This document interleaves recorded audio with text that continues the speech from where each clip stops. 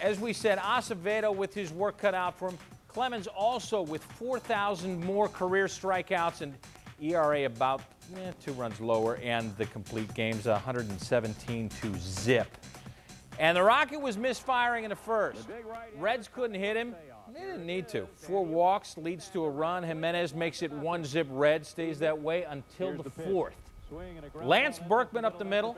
Adam Everett comes home, ties it at 1. Junior's throw to third, doesn't beat Berkman. 2 left on for Morgan Ensberg. Base hit to left. Lead run scores. Adam Dunn up and throwing. Hidalgo wants to score as well. Nice play by Corky Miller to make the tag. 2-1 Reds. 2 on in the 6th. Clemens, the new call-up Jacob Cruz, down swinging for the 3rd time tonight. Clemens leaves with 6 Ks. Bottom half, Lance Berkman getting big. Solo shot to make it 3-1 Stros. Then it was Ryan Wagner's turn. He comes in and did what he's been doing every time out. Got drilled. Bagwell down the line, brings one home, make it 4-1. Wagner wild. Reds have lost 3 straight for the first time this year. 6-1 is your final. They absolutely gave away 2 games in Milwaukee, and last night let Roger Clemens off the hook after he walked 4 batters in the first inning. They didn't exactly look what you'd call dynamic. So tonight they go to work trying to break a 3-game losing streak, the longest of this young season. Not a good sign here. Craig Biggio in scoring position in the first inning. And you know what? Here is something worse. Craig Biggio later scoring from third on the wild pitch by Aaron Harang. Astros take the early 1-run lead. Top of the 2nd, Reds get that one back for Aaron Harang and more. Brandon Larson. Take a look at him. Yeah, that's all over that one. 2-run homer, and it is a 2-2 game. That was deep. Then in the 3rd, Junior. He's launching. That is to the very deepest part of the park. Way back, Biggio's not going to get it. Junior gets a double out of it, and it scores D'Angelo Jimenez. It's 3-2 Redlegs at that point. But righty Wade Miller, he just keeps on chugging. Reds with another scoring opportunity, and he rings up Corky Miller on a breaking ball. 2 are out in the 6th. When it appears Jeff Bagwell hits a routine pop-up, a big one. They're out there looking for it. It hits the roof and then comes down in fair territory. It's a live ball. 1-run scores, it's 5-3. Yeah. Then, here's Jeff Kent. And base hit up the middle. Larkin can't get it. It's 6-3, and it just gets worse from there. Reds lose their 4th straight, falling to Houston. 10-4, the final. Tomorrow it's game 3 of the series. Corey Lytle will go for the Reds. The Astros will counter with Tim Redding, who comes in 0-3. Perhaps that 2-game fiasco in Milwaukee was a turning point for the Reds, and not in a good way.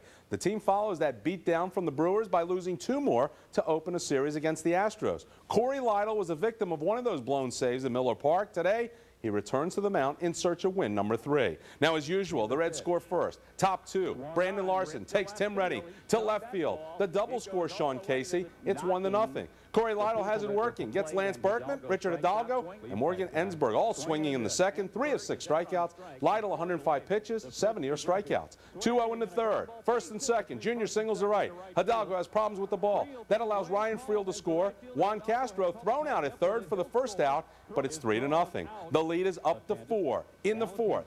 Javier Valentin goes opposite way. Berkman's dive less than poetic. Larson scores from 1st. Then the Stros get going. Jeff Bagwell rips Lytle to left center. That one just misses a home run, finds a nook, or is it a cranny? Either way, Adam Everett scores on the double. It's 4-1. Corey hangs it. Jeff Kent bangs it. 2-run homer to left. Lytle 7 innings, 5 hits, 3 runs. It's a 4-3 ball game. Top 8 now. Adam Dunn gets one back. Lights up Dan Maselli. It's high, but it's unplayable. His 9th makes it 5-3. Enter Todd Jones, who just doesn't have it. Gives up the leadoff single to Jeff Bagwell. Jeff Kent follows with a single to right field. And then Lance Berkman to right field. The bags are all loaded. Now, after striking out Hidalgo, Mike Lamb connects. Back where it comes from. Bags and Kent come home. Junior's throw to 3rd, not in time to get Berkman, and that's important because Brad Ausmus executes the perfect suicide squeeze. That scores the go-ahead run, and it's the Stros on top 6-5. Reds get 2-1 in the 9th, but Sean Casey lines out to end it. Another blown win, 6-5. Astros win it.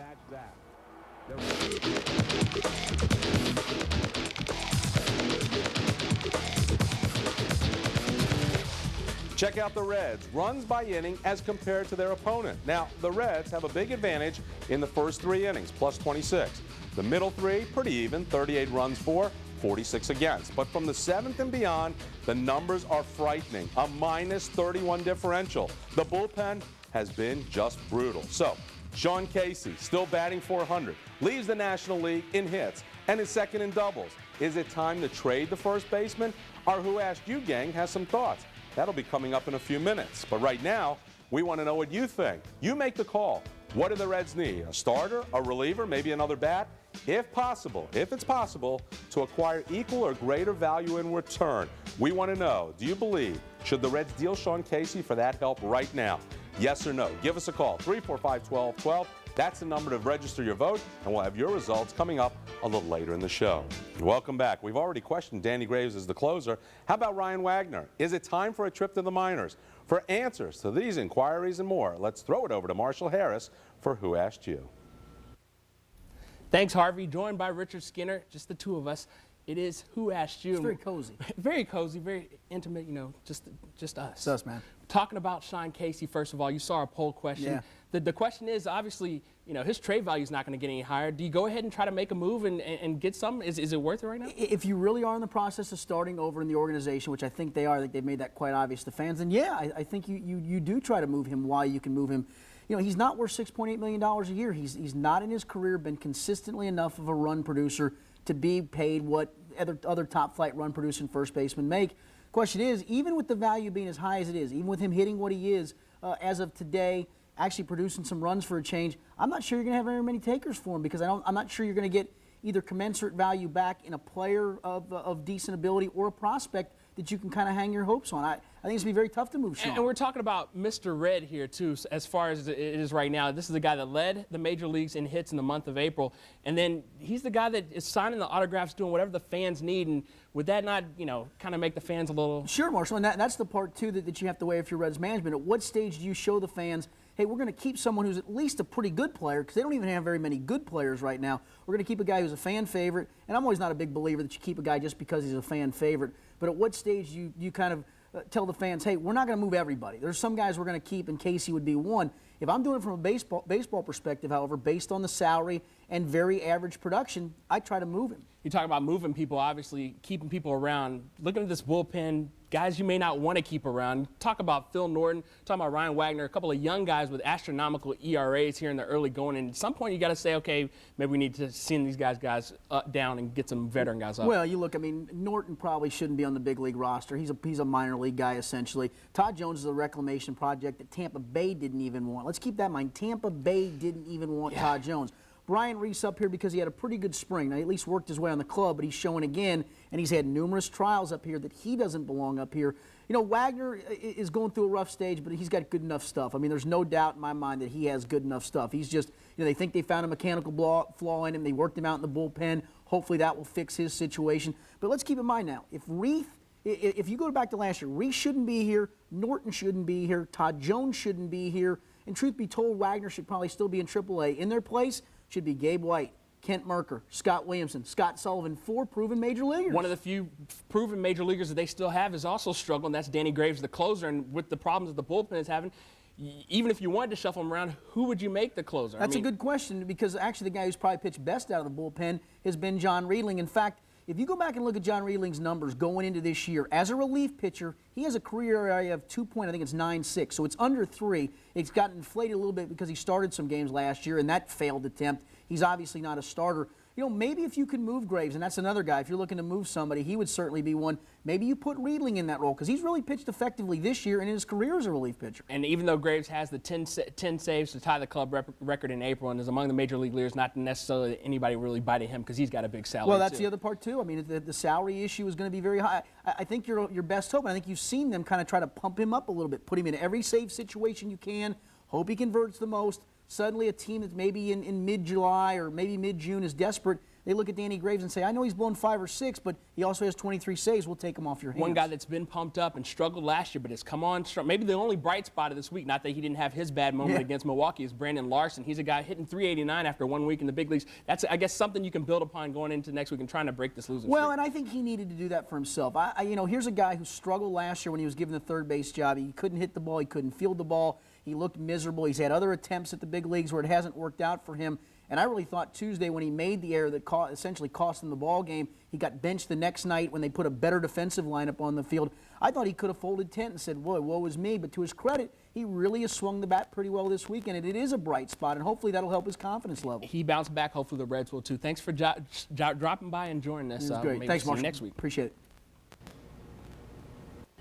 You made the call, now the results. If possible, to acquire equal or greater value in return, should the Reds deal Sean Casey now? 74% say no way, they love the mayor. Thanks if you're one of the more than 500 callers who phoned us tonight. Astros righty Roy Oswalt, 8-0 all-time against the Reds. That's the most wins by any opposing pitcher against the Reds without a loss in the last 103 years. So he's not really the guy the Reds need to see after losing 5 straight and a desperate need for a win. But if you're going to get to Oswalt, you better do it early. And the Reds do just that. Sean Casey waits on the change and into right center field. Reds lead it 2-0 as 2 guys come home. This is nothing new, and neither is this. In the second, Mike Lamb, fly ball to center. Junior looks like he should get to it. He doesn't. Junior leaves the game an inning later with a stiff right hamstring. Go figure. He's listed as day-to-day. Now 2-1 Reds in the fourth. Oswalt, a slow chop. Larson looks back the runner, goes to first. Casey trying to gun down Lamb at third, and Larkin falls down covering. That's an error. Game tied at 2. Reds go up 4-2 in the 6th. Astros immediately tied up. Then Craig Biggio says, let's take it and go the lead. Base hit left. Chavez scores. Stros up 5-4. Wilson 5 runs in 5 2/3.